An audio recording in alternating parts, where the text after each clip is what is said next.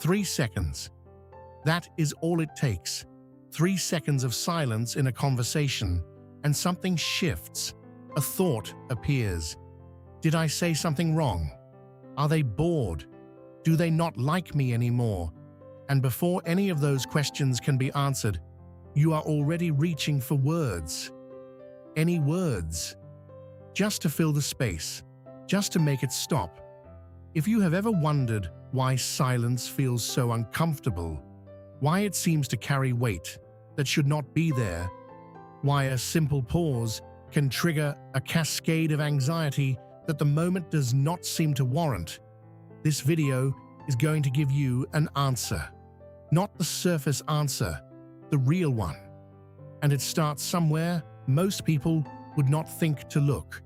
40,000 years ago, before language was fully formed, before cities and phones and the kind of social world we now inhabit. Humans lived in small groups, and in those groups, belonging was not a preference. It was survival. To be included was to have access to food, shelter, protection, and reproduction. To be excluded was, in the most literal sense, to face death. And the human brain, which is extraordinarily efficient at learning what threatens survival, recorded this. It built a system to monitor belonging at all times. A continuous background process that is running right now, even as you watch this, scanning your social environment for signals that you are still in, still accepted, still safe. And one of the signals it became most sensitive to was silence. Because in the social world of early humans, silence from the group was rarely neutral. Silence often meant something had shifted, that you had done something wrong, that you were being evaluated, or worse, that the group was already moving away from you without telling you directly. Your brain learned to treat silence as a warning, not because silence is dangerous, but because it was associated with danger often enough that the nervous system began to respond to it automatically. And that response has not changed in 40,000 years. Your brain today still runs the same calculation. It ran in the forest. Silence equals possible exclusion. Exclusion equals threat. Threat equals act. And so you fill the space. Before the thought has even fully formed, before you have assessed whether the silence actually means anything at all. Research in social psychology supports this precisely. Yes, a study examining conversational silence found that pauses of just 4 seconds are enough to generate a measurable experience of rejection in the people involved. Not imagined rejection, felt rejection in the body, even when both people know the silence is neutral, even when nothing has actually gone wrong. The nervous system does not wait for evidence. It responds to the pattern, and the pattern it has learned is this. Silence in a social context means something is off. Now here is where it becomes more layered, because the discomfort with silence is not just about other people. There is a second layer that most people find even more difficult to sit with, and that is the silence that happens when we are alone, when there is no conversation to maintain, no phone to scroll, no noise to occupy the space, just stillness, and the thoughts that live inside it. Many people describe this kind of silence as deeply uncomfortable in a way that is harder to explain than social silence. It is not about rejection from others, it is something closer to a confrontation with the self. Because silence, when it is truly quiet, has a way of surfacing exactly what we have been working to stay ahead of. The worry that has been pushed to the background by busyness, the grief that has not been fully processed, the question about one's own life that has been answered with distraction rather than honest reflection. In a noise-saturated world, silence is one of the last places where these things can find us.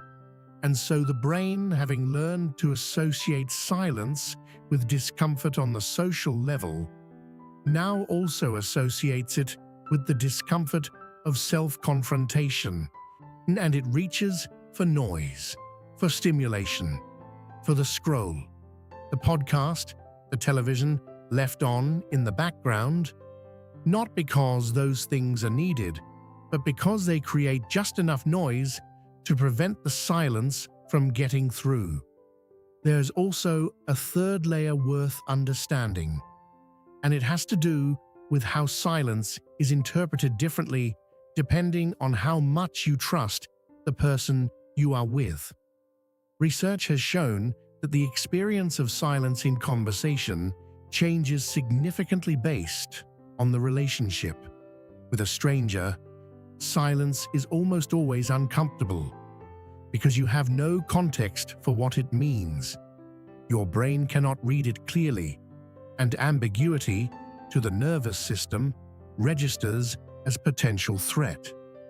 With an acquaintance, silence carries moderate discomfort. There is some context, but not enough to feel fully safe within the pause. But with someone you deeply trust, silence can become something else entirely. Not empty, full. The kind of silence that does not need to be filled because the connection itself is doing the work that words usually do. This is why the quality of silence between two people is one of the most accurate measures of how deep the relationship actually is.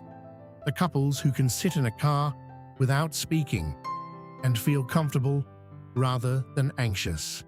The friends who can share a room in quiet and not feel pressure to perform conversation. The silence between them is not an absence of connection. It is evidence of it, because they have built enough safety between them that the brain's alarm system no longer fires at the first sign of quiet. Yeah, they have taught their nervous systems that silence here is not exclusion. It is simply rest. Here is the trap that the discomfort with silence creates. Because we have been conditioned to fill every pause, we have lost the ability to read silence accurately. We have trained ourselves to interpret it as a problem, rather than as information. A pause in a conversation might mean someone is thinking. It might mean they are moved by something you said. It might mean they are searching for exactly the right words because what you just shared mattered to them. But the brain, firing its familiar alarm, does not wait to find out. It fills the space before the real meaning can emerge. And in doing so, it sometimes interrupts exactly the kind of connection that silence was about to create. There is also something worth noting about our current environment specifically. We live in a world that is more noise-saturated than any that has come before it. Notifications, autoplay, background audio, the endless availability of stimulation at every moment. The result is that many people have lost the tolerance for silence that previous generations maintained. Not because they are weaker, but because the nervous system adapts to its environment, and in an environment of constant noise, even brief silence can feel unbearable simply because the system has not been asked to sit inside it for a very long time. The practical implication of this is something you can work with. Tolerance for silence, like most capacities, can be rebuilt through practice, not by forcing yourself to meditate for hours, but by allowing small silences to stay instead of filling them reflexively, by pausing before you reach for your phone, by sitting with the first 30 seconds of quiet before deciding they are unbearable. Each time you do this and discover that the silence does not harm you, the nervous system updates its calculations slightly. The alarm response softens, not because silence has changed, but because you have given your brain new evidence about what silence actually means.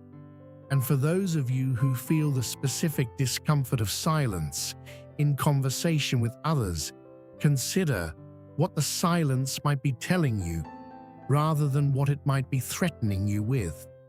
Because very often, the silence is not empty. It is full of something that did not quite have words yet. And if you can wait inside it just a little longer, you might find out what that something is. If this video gave you something to think about, leave a comment. Tell me what silence feels like for you. Comfortable or unbearable? Peaceful or filled with noise? I read every single one.